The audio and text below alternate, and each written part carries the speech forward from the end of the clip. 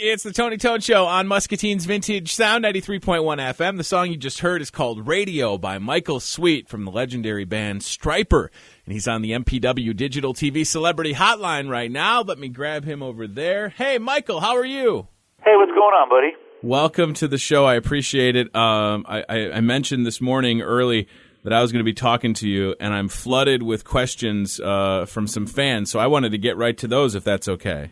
Of course, absolutely. So a friend of mine, his name's Brian. He also works part-time at the radio station. He said the band looked and sounded great in St. Charles, Illinois, Friday night. I drove 200 miles to attend my first Stryper show with my brother Kevin after listening to you guys since 1984. Fans are obviously concerned over the news about Tim Gaines and the upcoming band hiatus that's happening after To Hell with the Devil dates are over. Can you elaborate on his state of mind and what the band is planning to do individually during that break?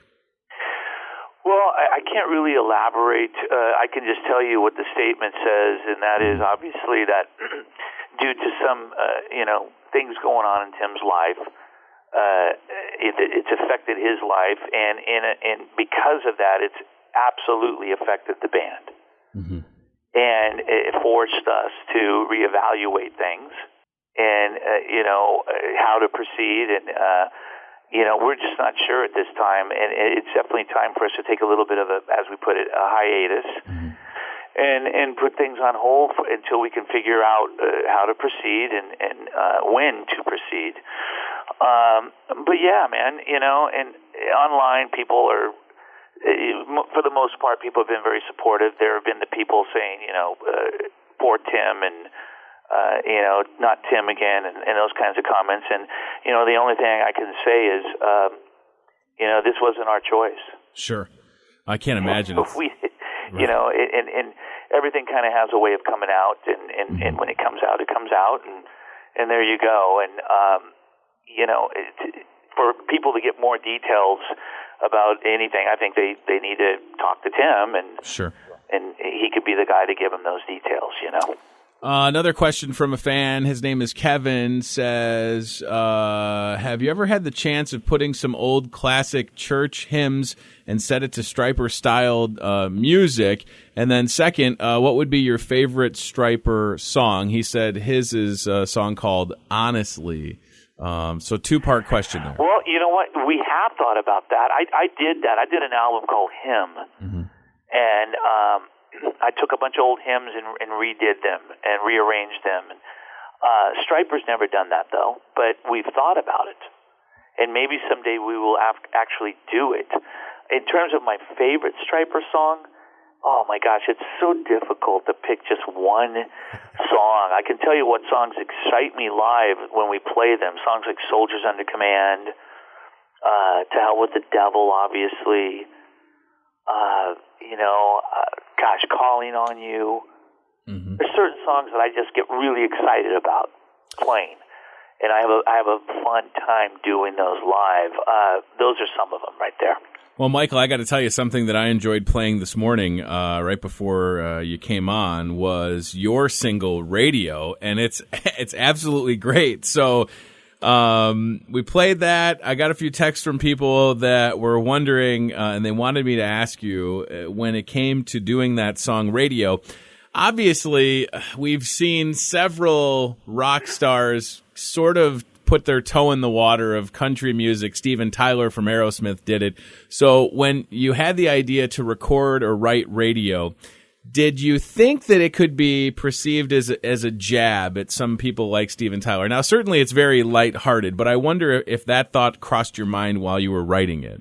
Well, I hope they perceived it as a jab, because it is. And I've done songs on my solo albums that had a little bit of a country flair to them. Mm-hmm. And on the last solo album, I had a song called Coming Home. It's very country. But, the problem I have, because I grew up around country. My dad wrote a number one country song in '76 called I Don't Want to Have to Marry You. Sure. I used to play on his sessions. I grew up watching Hee Haw. My parents are country people. And so I grew up around it and in it. The problem I have is a lot of these guys that didn't grow up around country, that are rock guys that just decide overnight they're going to be country. And to me, country's a lifestyle. Right. It's not just an act, nor should it be. Just as metal is a lifestyle, and you don't just decide, snap your fingers, throw on cowboy boots and a cowboy hat, and decide you're country. It doesn't work that way. And it's astonishing to me to see that with some people, they think that it does. Yeah, and also, I mean... That's the song, Radio. It's kind of poking fun at those guys, whoever they may be. We all know who they are. I respect country music. It's not a slam against country music at all. Sure. No, I mean, it's interesting, though, because it's certainly not authentic when they do that. But what is nice is, and I was listening to the solo record that we have to talk about, Onesided War, is that record, in my opinion, has so many different sounds to it. And what's great about the radio station that you're on right now, Michael, is that we have 100% local control of the playlist. So for me to sit there and look at Onesided War and pull 3 to 4 tracks off of it, they'll easily fit with what I do. So I just want to give you a compliment. I think that solo record that you put together is just great, buddy. Congratulations. Thank you, man. Thank you. It's something I always strive to do, and that is to make albums, solo albums especially, that have something for everyone, but yet at the same time have continuity and consistency and that flow and work well. Yep. Not all over the map where you got this song that sounds like a jazz song and then this song that's thrash metal. So I obviously don't go to that extreme, but on One-Sided War, I think I did a pretty good job of doing that. And there is something for everyone on the album. There truly is.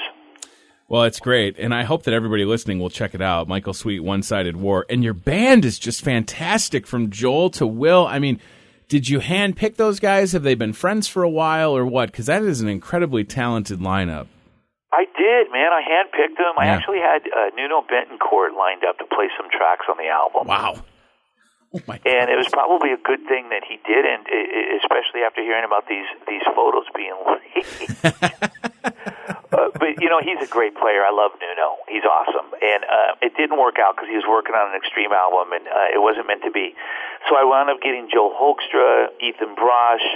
I originally was going to play all the solos, but as I was writing the solos, it was just sounding more and more like a Stryper album, and I really didn't want that. Sure.